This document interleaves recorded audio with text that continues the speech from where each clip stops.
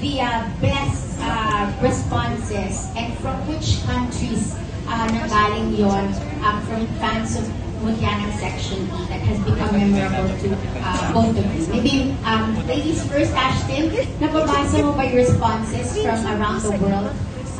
Which country and what has been very memorable sa'yo na reaction ng fans elsewhere? Siguro kung masasabi ko is yung pinaka-tinatakot talaga sa amin is yung mga edits po talaga nila.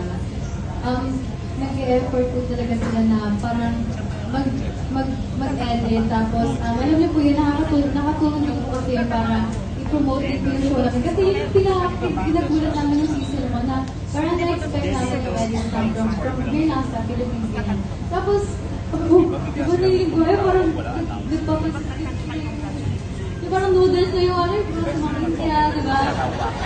Grabe po, oo, grabe. Nagulat talaga kami. Hindi namin nila-expect, kaya sobrang thankful talaga kami. Kasi promise kami po lahat talaga, parang happy na kami nagka-work.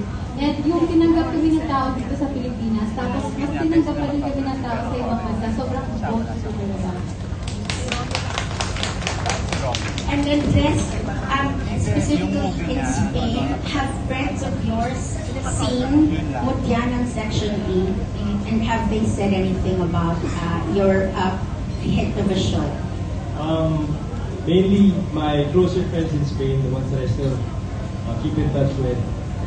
Yes, they ask me about how work is going and how good that Mutya is doing really, and talagang they're just happy for me, I guess, and di namin talaga expect for any of this to happen, as a cast talaga from day one, we just wanted to put out a good show for everyone to enjoy really, and Ate Laura really wrote such a wonderful story talaga, and we're blessed to say that we get to, really portray these characters in such a beautiful story, and I think that's why fans around the world really enjoy Mutyanang Section E, because it goes beyond the story din minsan. It's really about the friendship of the Ulapongs and everyone in the class, and that's why I think it also was able to get support from countries like in India and in Saudi, so it's sobrang natutuwa po.